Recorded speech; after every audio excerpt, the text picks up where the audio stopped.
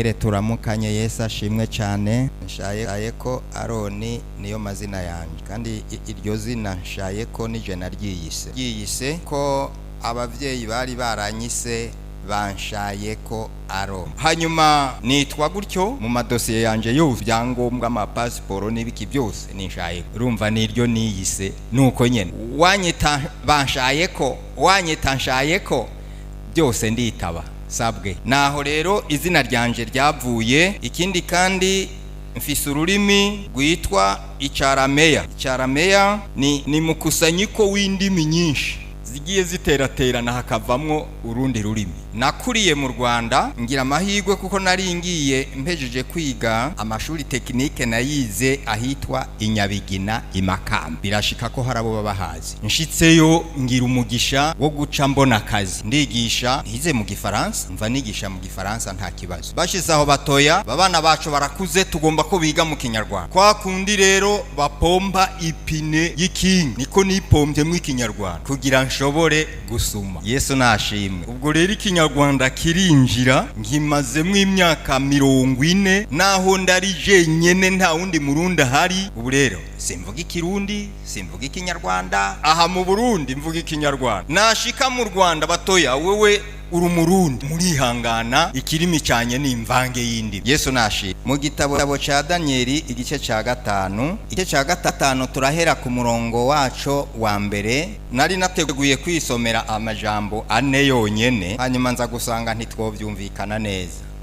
Amajambo 4 yonyene y'umurongo wa 15, meni tekeri ufarisi. None ninsoma ivyo byonyene ho ntibintwara igihe kuja kubisi. Turahera ku murongo wa mbere. Berushaza abona intoke zandika ku gisika c'inzu. Umwami Berushaza arondeza amazimano menshi, atumira abaganwa biwe 1000, nawe yuhira igiturire ari imbere yabo. Maze Berushaza ahimvye igiturire, ahamagaza ibintu by'imbombovu by'izahabu n'ifeza, ibyo Nebukadineza yari yaranyaze mu rusengero rw'i Yerusalemu, kugira ngo umwami n'abaganwa biwe n'abamikazi biwe n'injoreke ziwe z'intoni babinyweremo. Nuko bazana ibyo bintu by'izahabu byari byaranyazwe mu rusengero mu ngoro y'Imana i Yerusalemu, maze umwami n'abaganwa biwe n'abamikazi biwe n'injoreke ziwe z'intoni babinyweramwo. Banywa ibiturire, bahimbaza imana z'izahabu n'iz'ifeza n'iz'imiringa n'iz'ibyuma n'iz'ibiti n'iz'amabuye. Buno nyene haboneka intoki z'umuntu zandika ku gihome cy'igisika mu ngoro y'umwami, ahahanganye n'igiterekwa kw'amatara. Umwami abona icyo gihimba cy'ikikonjo candi, maze mu nyonga h'umwami harahindurira. Ibyo yumviro byiwe bimuhagarika umutima, ingingo z'amatako yiwe ziradohoka, amava arakomangana. Umwami ahamagara n'ijwi rirenga ngo bamuzanira abapfumu n'abakarudaya n'abamenyi. Umwami abarira abo banyabwenge b'i Babuloni atushobora kunsomera iyo nyandiko akambarira uko isobanurwa. Arambikwa impuzu z'inyambarabami n'umugufu w'izahabu mu izosi, kandi azoba uwa 3 mu bakuru baganza igihugu. Maze abanyabwenge bose b'umwami baca barinjira, ariko birabananira gusoma iyo nyandiko no kumenyesha umwami uko isobanura. Maze umwami Berushaza aranduka umutima, mu nyonga hiwe harahindurira, abaganwa biwe bagihumura. Maze umugabekazi yumvise amajambo y'umwami n'abaganwa biwe, yinjira mu nzu y'amazimano, aravuga ati, mugenzi nyaguhoraho, ntacu uhagarika umutima ngo mu nyonga hawe hahindurire, kuko mu gihugu cawe hari umuntu harimwe impwemu z'Imana zera, kandi ku ngoma ya so umuco no gutahura n'ubwenge buhwanye n'ubwenge bw'izo mana byabonetse muri we. Kandi so umwami Nebukadineza, umwami so yakubyaye, yamugize umukuru w'abanyamareba n'abapfumu n'abakarudaya n'abamenyi, kuko muri uwo muntu Daniyeli uw'umwami yise Beruteshaza habonetsemo ubwenge bw'agahebuza no kumenya no gutahura no gusobanura inzozi no kumenya amajambo ahiritswe. Yabaye gasobanuzi kibisobanye. Enda rero nibahamagare Daniyeli nawe aravuga uko bisobanura. Nuko Daniyeli bamurengukana imbere y'umwami.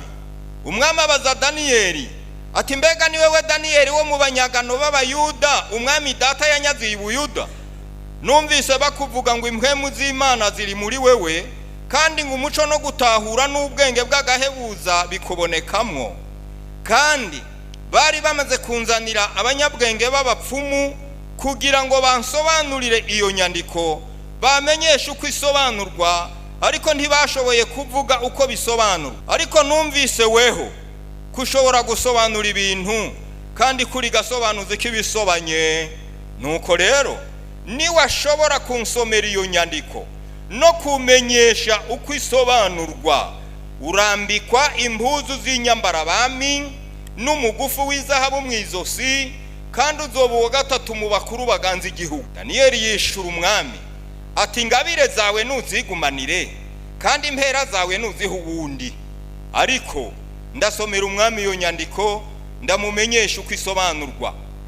Zirikana mugenzi, Imana isumba byose yahaye so Nebukadineza ubwami n'ubukuru n'ubwiza n'igitinyiro, kandi kubw'ubukuru yamuhaye amoko yose n'amahanga n'abavuga indimi zitari zimwe bahindira agashitsi imbere yiwe, bakamutinya.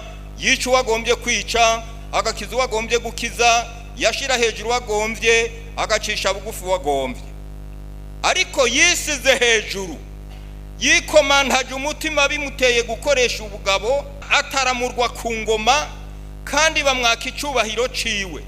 Nuko yirukanwa mu bantu, umutima wiwe uhindurwa nk'uw'ibikoko, aba hamwe n'indogobe z'inyeshamba, arisha nk'inka, kandi umubiri wiwe utondwa ko n'urume ruva mu kirere, gushitsaho yamenyeye kwisumba byose ari yiganza ubwami bw'abantu, ikabwimikamwo uwigomba wese. Ariko nawe Berushaza umwana wiwe, ntiwicishe bugufi mu mutima wawe, naho waruzi ibyo byose, ariko winantaje ku mwami nyenijuru, uzanirwa ibintu byo mu ngoro yiwe, kugira ngo wewe n'abaganwa bawe n'abamikazi bawe n'inshoreke zawe z'intoni mu binywere mw'ibiturire, maze uhimbaza imana z'ifeza n'iz'izahabu n'iz'imiringa n'iz'ibyuma n'iz'ibiti n'iz'amabuye, zidashobora kubona canke kumva canke kumenya. Ariko Imana rurema ifise impwemu zawe mu kuboko kwayo, ari yigabi inzira zawe zose, ntiwayihaye icubahiro. Maze ico gihimba c'igikonjo kirarungikwa kivuye kuri yo, iyo nyandiko irandikwa. Kandi inyandiko yanditswe niyi: Mene Tekeri Ufarisini. Kandi uko ibyo bisobanurwa nuku: Mene risobanurwa ngo Imana iharuye imyaka umaze uri ku ngoma, iyishize ku iherezo. Tekeri risobanurwa ngo wagezwe ku munzane, basanga ntushitse. Peresi risobanurwa ngo ubwami bwawe buragabanganywe, buhawe Abamedi n'Abaperesi. Maze Berushaza agera ko bambika Daniyeli impuzu z'inyambarabami n'umugufu w'izahabu mu izosi, kandi ko bamamaza ko azoba uwa gatatu mu bakuru baganza igihugu. Maze muri iryo joro nyene Berushaza umwami w'Ubukarudaya aricwa. Ubwo bwami buhabwa Dariyo Umumedi, yari amaze imyaka nka 62 y'amavuko. Imana idufashe. Cyitwa kugaruka kwa Yesu Kristo. Twaravuze ko uwubyemera nabyemere, uwutabyemera nabireke n'uburenganzira bwiwe, ariko vyasha byapfuba Yesu azogaruka. Wabyemera utabyemera, Yesu azogaruka, kuko dufise intahe dushinga ko Yesu azogaruka. Twagiye tubona bagiye baguma mu myanya, barimwo Yobu, nawe nkuko yagezwe gapimwa, nkuko bapimye uyu Berushaza, nawe yarapimwe, yaragezwe, ashyirwa ku munzane. Ariko Yobu aguma mu mwanya wiwe. Tuvugana yuko harya kugezwa canke gupimwa si icago kiba kiguteye, ika ni Imana ibigomba kukuduza bigushire hejuru. Hari agatabo k'umukozi w'Imana nasomye, hora abantu iyo ahuye n'amageragezwa atakatakamba ngira ngo ubugaragwa kabumara arondera aho asengera ngo Imana imutabare. Uwo muri Bibiliya nawe n'uwitwa Hezekiya yararwaye, Imana imutuma kumuvugishwa ngo mubwire atunganye ibyo mu rugo rwiwe kuko indwara arwaye ntazoyiki, ngo mubwire atunganye ibyo mu rugo rwiwe kuko ntazokira. Ngo ahindukirira inyuma ngo arasenga aratakamba ngo ariko Mana yo mwijuru, ngo ariko wowe ko nahora nja mu nzu yawe ngo n'umutima ugutunganiye, ngo none ubu nimva zosubira kwinjira mu ngoro yawe. Imana igarura wa muvugishwa yari yatumye, ngira ngo ni Yesaya, ngo genda umubarire ngo basi ndamwongereye imyaka 15. Sinzi ko mwasomye iherezo ryiwe ribi ku muryango, yagize iherezo ribi. Harya Imana ugomba kuja hejuru, nta musirikare numwe ahabwa ipete atabaje gukora ya myimenyerezo ya gisirikare. Ntibikunda kugira ngo bakongere ko akanyenyeri kamwe, hariho ahantu bawaciye kugira ngo bakuduze uvaho wari, hariho ikintu bawakoze. N'Imana nuko nyene ntipfa kukugira uko we ubyumva itagiza higucisha. Hanyuma Yobu yagumye mu mwanya wiwe, ahejeje ipimwa ryiwe, yatejwe iyindi ntambwe, araduzwa hejuru, ibintu byiwe Imana ibigwiza kabiri. Abana bo ntiyabagwije kabiri, ariko yagaruriwe nka babandi nyene, ariko beza ngo ata muntu numwe yigeze asa nawe mu mwisi bico gihe bose. Bari beza gose abakobwa biwe batatu, yarafise abahungu 7 n'abakobwa 3, yongera byara abandi bahungu 7 nyene n'abakobwa 3, ariko ngo beza cyane. Iramuduza.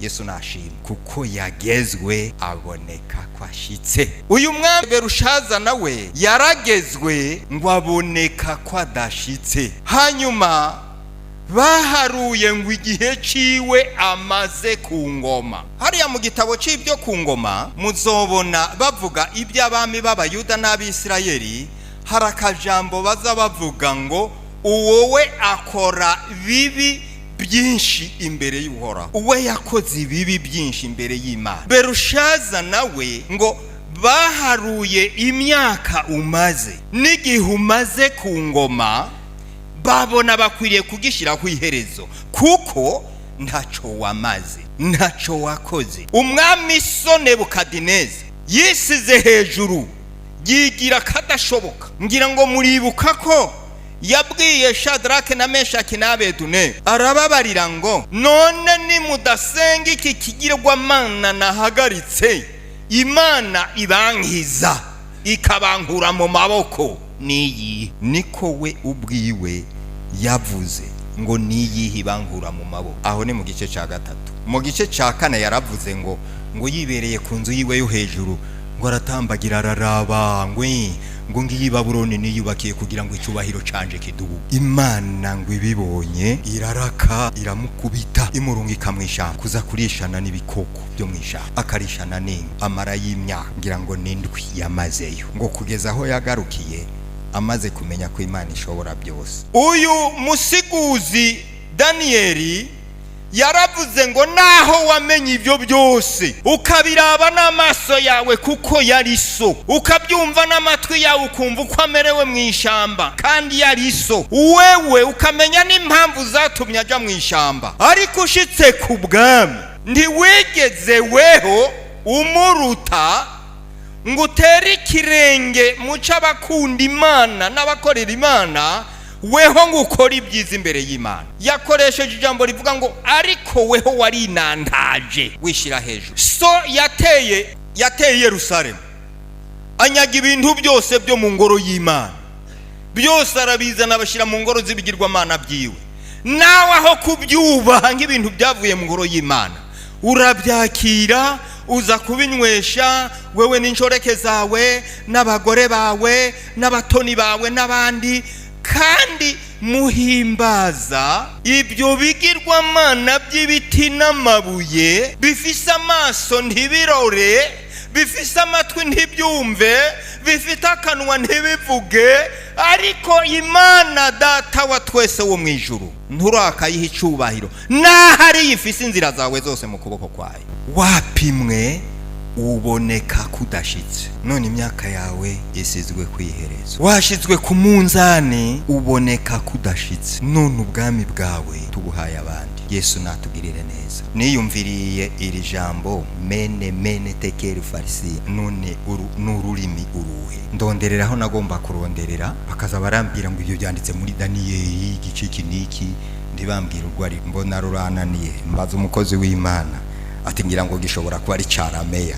None ngira ngo n'ururimi rwo mu ijuru, none babandi bavuga indimi zitamenyekana mene tekeri farisi n'uhora haravuze ngo wapimwe ntiwashika, ngira ngo n'ururimi rwo mu ijuru simbizi. Daniel araza arabisobanura, amenyesha umwami ibyo ari byo biramenyekana. Kubera yuko twavuze ibyo kugaruka kwa Yesu, dusoma amajambo ya Matayo 24 arimo ibimenyetso bizoranga kwagomba kugaruka, yuko hazumvikana impuha z'intambara bazivuga hirya no hino ku isi, yuko ihanga rizotera irindi hanga, bwoko bugatera ubundi bwoko, abantu bagatera abandi bwoko bantu, yuko kubera ubugarariji buzogwira, urukundo rwa benshi ruzotimba. Ibyo byose twarabisomye ngaha, tubona ngo none harya icoba gisigaye ni giki. Hari aho nasomye ngira ngo ni muri Tesalonike ngo aho bazoba bavuga ngo n'amahoro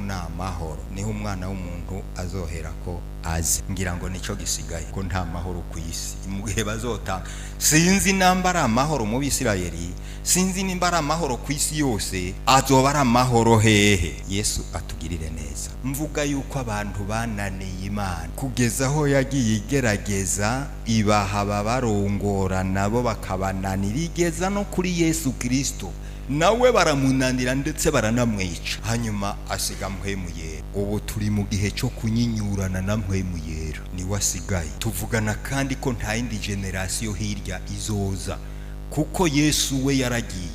Mpwemu yera nawe nagenda, abazoba bemeye azogenda batwaye. Yesu nashimye. Ni mpwemu yera wenyine asigaye arongoye ishengero ry'Imana, niyava mu isi azogenda ritwaye irya zoba yabonye. Niwe w'igihe cacu, iki gihe turimo. Bivuga ngo Yesu naho ataraboneka, ariko ashobora kuba ari hafi. Iganuke nazanye ry'uyu munsi, namye mvuga ngo Matayo na Mariko bamye babwira abigishwa ngo bandika ibyo Yesu yavuze ngo mwame mugavye, mu Kinyarwanda bakavuga ngo mube maso, biradukwiriye. Iganuke nuko nawe uba maso, natwe tukaba maso, namba dufise impamvu. Kuko impamvu zacu ziratandukanye.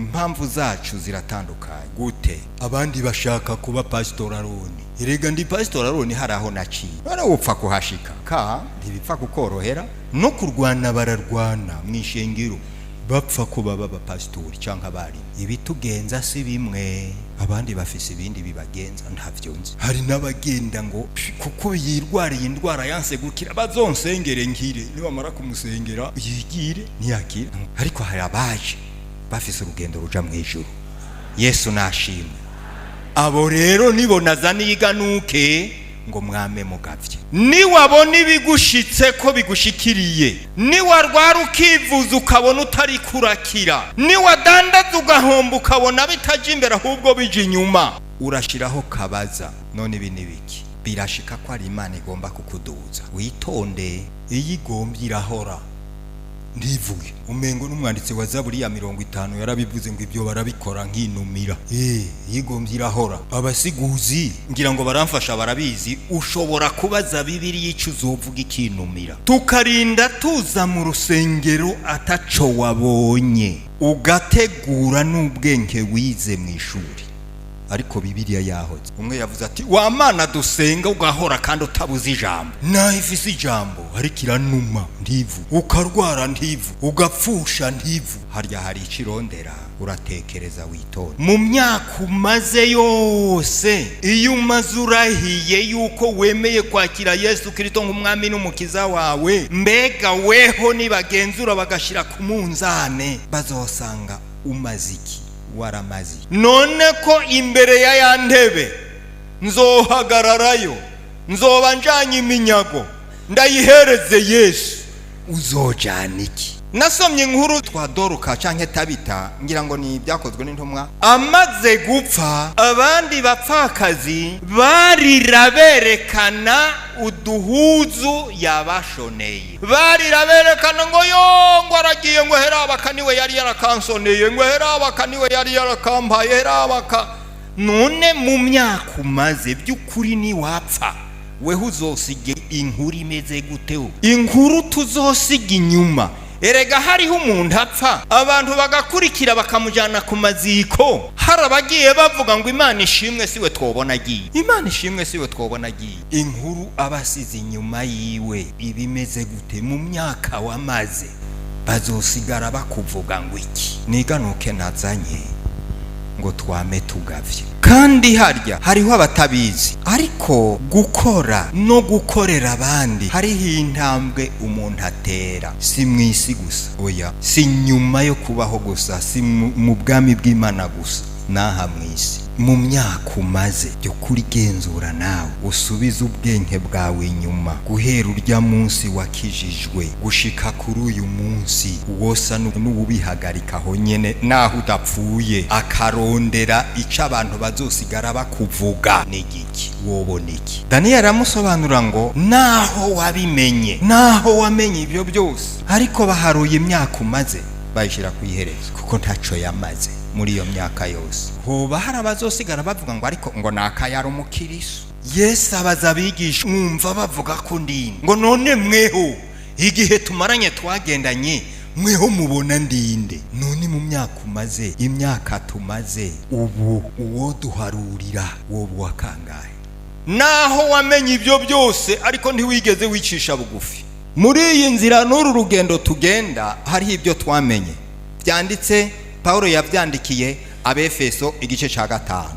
Abefeso igice ca 5 uhereye ku murongo wacu wa mbere turasoma ngo nuko mwigana Imana nk'abana ikunda, kandi mugendere mu rukundo nk'uko Kristo nawe yabakunze akatwigura, akatubera ishikanwa n'ikimazi bihabwa Imana, umubabwe umota neza. Ariko ubushakanye n'ibihumanya byose canke ukwifuza ntimukabishire no mu kanwa kanyu, mube nk'uko bibereye abera, canke ibiteye isoni, canke amajambo y'ubupfu, canke ibitwenza bibi, kuko ibyo bitabereye.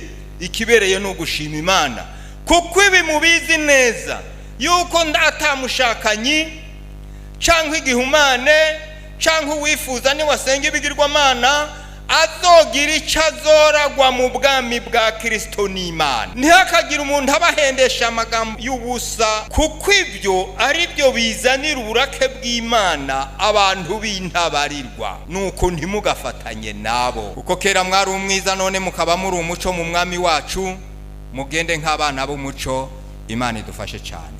Ibyo twarabimenye, ababigenderamwo ntibazoraga ubwami bwa Kristo n'Imana. Ngo naho wabimenye ariko ntiwigeze wicisha, naho tubizi ariko ntitwaretse kubikora. Raba wewe bimeze gute? Erega ari ku rugi hasigaye akanya katakadodora ngo yinjire iwacu. Raba ngira ngo asange witeguye. Bitabaye ibyo ngo nuko iminsi yawe nyisize kwiherezo n'ubwami bwawe mbugabiye abandi. Twebwe ntiradushira kwiherezo, oya. Umwanditsi Petero nawe yaravuze ngo ntitwibwire yuko uhoraho Imana yatevye, ahubwo ngo itwihanganira igomba ko hatagira abapfa rubi. Kutaza kwayo nuko kurindira, nanje nukundindira. Tugire ngo byarayinaniye, oya. Kubitaje vuba suko byayinaniye, ariko iracandindiriye.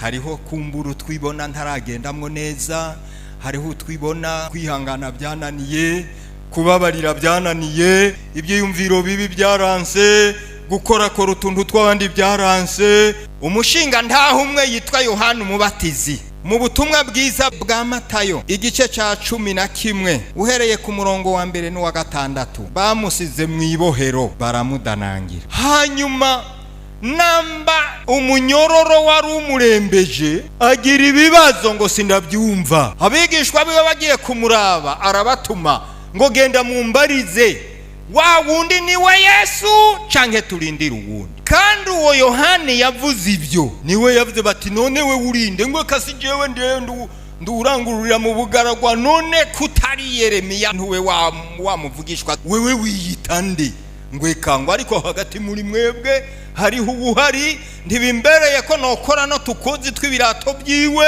uwo niwe azobabatirisha mpwemu yera n'umuriro.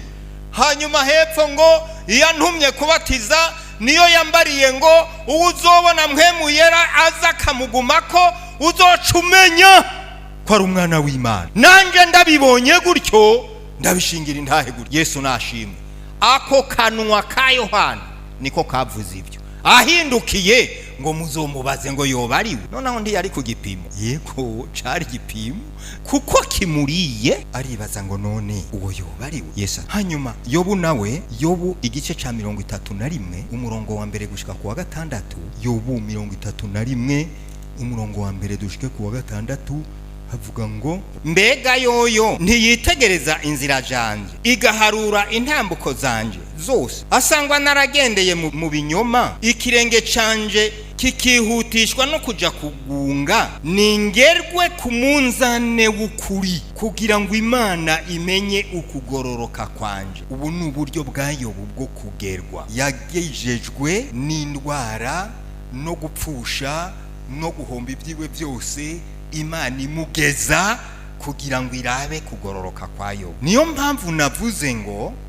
akantu uzobona kagushitseko urihangana, urya umutima amenyo, ushinyirize nka wa wundi batera urushinge, ariko ugume mu mwanya wawe urabe ico buzocana. Aha Berushaza byaramunaniye, ntiyigera yicisha bugufi ngo aho Imana icubahiro, yigira uko agomba, afata n'ibintu byo mu ngoro y'umwami Imana habishira mu ngoro z'ibigirwamana byiwe, hari nantaza nawe yishira hejuru, Imana karayirya. Raba ubuzima bwawe ukuri kugenda guhera ca gihe wabatirijwe, raba ibikorwa byawe uhereye ca gihe wabibonye uko ico wamariye Imana.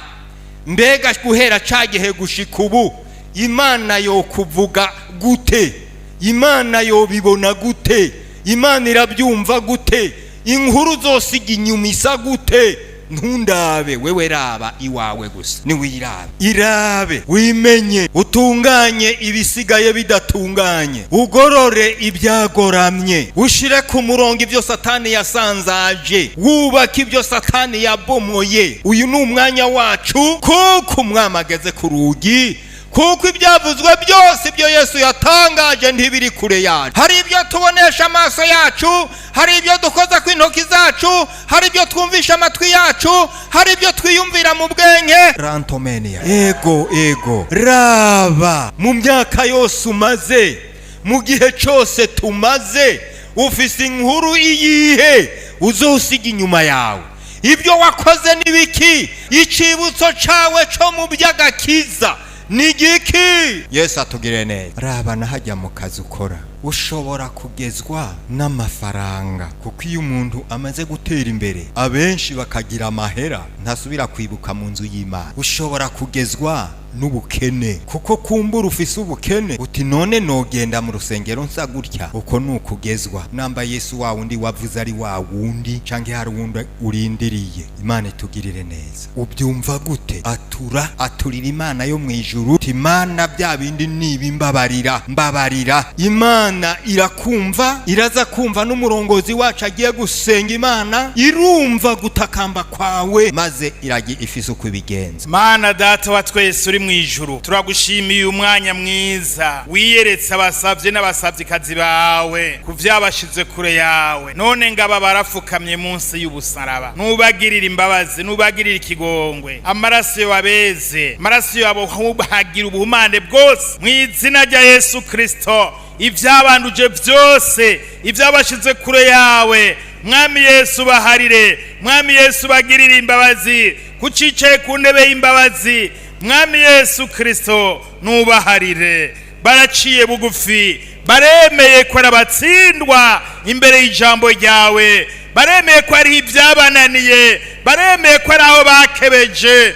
Ubaharire, amaraso yabeze abahumanura ubuhumane bwose, kandi Mwami Yesu Kristo ubahereze kwihanira guheba, gusezera n'ibyo bihanye ko batazobisubira, batandukanye nabyo. Mwami Yesu bambika inkomezi, Mwami Yesu Kristo bahindurire n'izina rya Yesu Kristo. Bahaguruke batsindanishirijwe, bahaguruke bagiriwe imbabazi n'izina rya Yesu Kristo, babangirize urugendo ruja mu ijuru. Urakoze kubahariye, urakoze kubagiriye imbabazi, tubasengeye mu izina rya Yesu Kristo umwami wacu. Amen.